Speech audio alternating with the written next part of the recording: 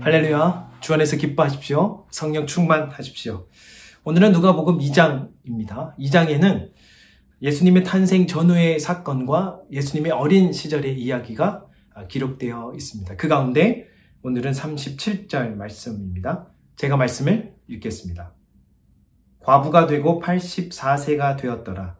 이 사람이 성전을 떠나지 아니하고 주야로 금식하며 기도함으로 섬기더니 37절은 메시아를 기다렸던 선지자 안나에 대한 소개입니다. 여선지자 안나, 과부가 되었죠? 84세가 되었다 기록합니다. 앞서 37절에 보면 그가 결혼한 후에 7년 동안 남편과 살았고 그리고 과부가 되었다 하는 것을 알 수 있죠.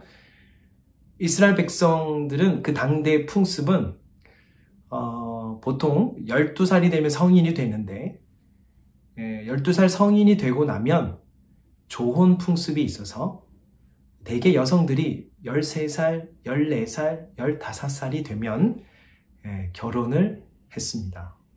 그러니까 이 안나 선지자도 아마 13, 14살, 좀 더 많으면 15살에는 아마 결혼을 했을 거예요. 그리고 7년을 남편과 살고 과부가 되고 84살이 되었으니까 아마 적어도 60년 이상을 과부로 살았다 하는 거예요. 혼자 살았다는 거죠. 그의 삶이 그렇게 녹록지 않았을 것입니다. 기구한 운명일 수 있습니다.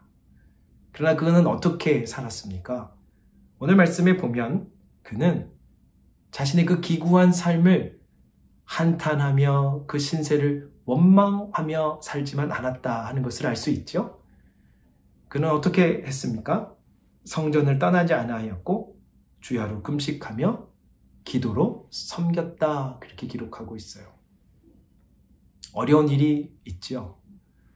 삶에 대한 원망이 있을 수 있죠. 나만 겪는 아픔이라 하는 것이 있을 수 있습니다. 그런데 어떻습니까? 오늘 안나 선지자는 그런 삶의 억울함, 삶의 원망, 또 그 원통함 가운데 신세를 한탄만 하지 않았습니다. 오히려 그는 그 가운데 메시아를 보고자 하는 그 희망의 그 마음을 끝까지 놓지 않았다 하는 것입니다. 그런 가운데 그는 오히려 그 삶 속에서도 하나님의 성전을 떠나지 않았고 기도를 힘썼다 하는 것입니다. 여러분, 삶에 어떤 원망이 있습니까?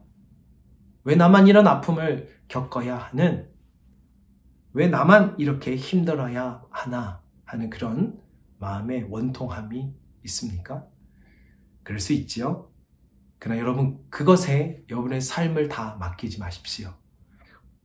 아무리 내 삶에 힘겨움이 있고 아픔이 있고 또 고난이 있더라도 신세를 한탄만 할 것이 아니라 우리에게 참 생명이 되신 주님을 바라보는 그 소망을, 그 희망을 놓지 마십시오. 안나 선지자처럼 성전을 떠나지 아니하는 삶이 되기를 축복합니다. 성전이 어떤 곳입니까? 하나님의 영이 머무시는 곳이 성전. 내 삶에 하나님이 머무신다면 내 삶이 하나님의 성전이 될 수 있는 그런 기도의 사람으로 함께 나아가기를 소원합니다. 주야로 기도했다 하는 것은, 밤낮으로 기도했다 하는 것은 그만큼 많이 기도했다 하는 거죠.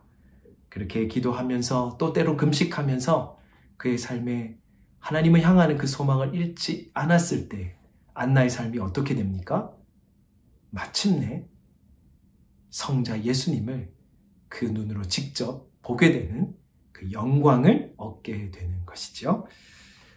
오늘 우리의 삶이 때론 힘들고 고통스럽더라도 오늘 이 안나 선지자처럼 하나님을 향하는 그 희망과 소망을 놓지 않게 되기를 축복합니다.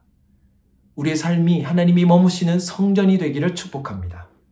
그렇게 기도로 또 주님 앞에 나아가는 이 하루가 될 때에 저와 여러분의 삶 속에서도 주님을 보게 되는 그 놀라운 일이 오늘 있어지기를 축복합니다. 기도드리겠습니다. 사랑 많으신 아버지 하나님, 때론 우리의 삶이 버겁고 힘들고 고통 가운데 있을 때에, 그러나 우리가 그 삶의 어려움을 한탄만 할 것이 아니라 주님을 향하는 이 소망의 끈을 놓지 않게 하시고, 그 소망 가운데 우리가 하나님 머무시는 우리의 삶 속에 주의 영광을 함께 바라볼 수 있는 이 한 날 될 수 있도록 은혜 내려 주옵소서.